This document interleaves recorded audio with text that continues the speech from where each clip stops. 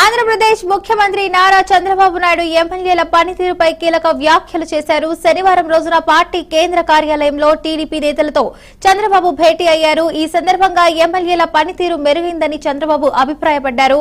అయితే 37 మంది ఎమ్మెల్యేల పనితీరు ఇంకా మెరుగుపడాల్సి ఉందని చంద్రబాబు అన్నారు. మరోవైపు ఎమ్మెల్యేలతో చంద్రబాబు 1-to-1 భేటీలు నిర్వహిస్తున్నారు. ఈ భేటీల తర్వాత పనితీరులో మార్పు వచ్చిందని చంద్రబాబు చెప్తున్నారు.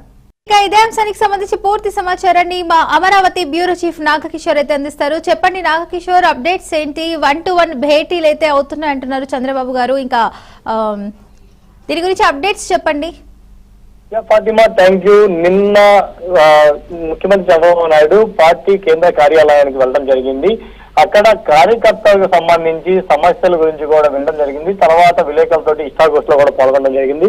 ఈ సందర్భంలో ఆయన కొన్ని కీలక వ్యాఖ్యలు అయితే చేయడం జరిగింది. ఎమ్మెల్యేల పనితీరు పైన సీఎం చంద్రబాబు నాయుడు అయితే కీలక వ్యాఖ్యలు చేశారు. 1-to-1 భేటీల తర్వాత ఎమ్మెల్యేల పనితీరు అయితే కనుక మెరుగైంది. కానీ ఇంకా 37 మంది శాసనసభ్యులు వాళ్ళ పనితీరును అయితే మార్చుకోవట్లేదంటూ కూడా కింద వాళ్ళ మీద అసహనం అయితే వ్యక్తం చేశారు. వాళ్ళందరూ కూడా పనితీరు మార్చుకోకపోతే ఖచ్చితంగా కఠిన నిర్ణయాలు అయితే తీసుకుంటానంటూ కూడా హెచ్చరించడం జరిగింది.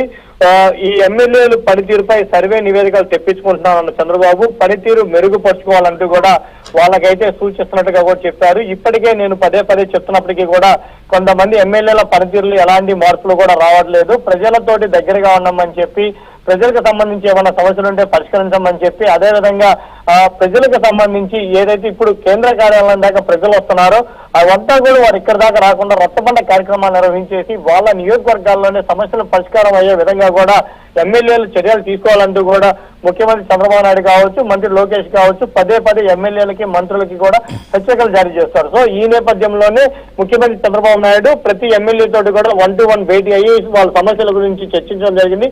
అదేవిధంగా వాళ్ళ సమస్యల పరిష్కారానికి కూడా తోడ్పాటు అందిస్తానని కూడా చెప్పడం జరిగింది.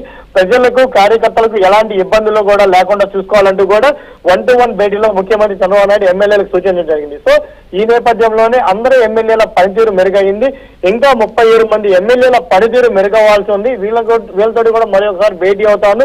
ఖచ్చితంగా వీళ్ళు కూడా వాళ్ళ పనితీరును మెరుగుపరుచుకోవాలంటూ కూడా ముఖ్యమంత్రి చెప్పడం జరిగింది.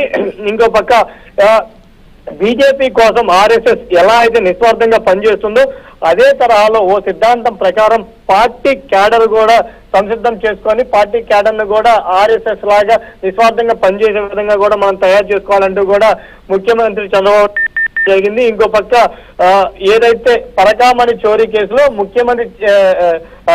మాజీ ముఖ్యమంత్రి జగన్మోహన్ రెడ్డి కొన్ని వ్యాఖ్యలు చేస్తున్నారు. కేవలం $90 ఏదైతే 72,000 నగదు ఉందో దాని మీద అనవసరమైన రాద్ధాంతం చేస్తున్నారంటూ కూడా జగన్మోహన్ రెడ్డి కొన్ని వ్యాఖ్యలు అయితే చేశారు. దీని మీద కూడా ముఖ్యమంత్రి చంద్రబాబు నాయుడు స్పందించడం జరిగింది. జగన్ వ్యాఖ్యలు ఏదైతే ఉన్నాయో అవి భక్తుల మనోభావాలను దెబ్బతీసే విధంగా ఉన్నాయి.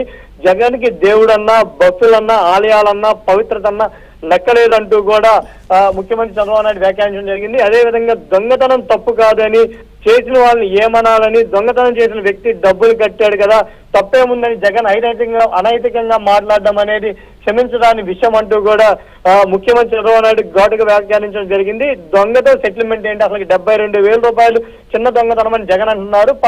72,000 దొంగతనం చేసిన వ్యక్తి 14 కోట్ల రూపాయల విలువైన ఆస్తులు రాసిచ్చేందుకు సిద్ధపడ్డారు అంటే ఎంత దోచారు? దీని మీద అతను ఒక చిన్న ఉద్యోగి 14 కోట్ల రూపాయలు ఎక్కడి నుంచి వచ్చాయంటూ కూడా ముఖ్యమంత్రి స్పందించడం జరిగింది. దేవుడి హుండీలో చోరీ చిన్న తప్ప, దాన్ని సెటిల్ చేయడం మహాపాపం కాదా అంటూ కూడా ముఖ్యమంత్రి చంద్రబాబు నాయుడు జగన్ ఉద్దేశించి మాట్లాడడం జరిగింది.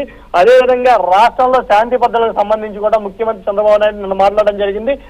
వీటన్నిటి మీద కూడా నిన్న అటు జగన్ సమస్య కావచ్చు, ఇటు ఎమ్మెల్యేల సమస్య కావచ్చు, అదేవిధంగా ప్రశాంతంగా ఉండే జిల్లాలో నేరస్తులకు అడ్డగా మార్చే విషయాలు కావచ్చు, అన్నిటి మీద కూడా ముఖ్యమంత్రి చంద్రబాబు నాయుడు నిన్న స్పష్టంగా స్పందించడం జరిగింది. Fatima, right, thank you Nagakishore for the update.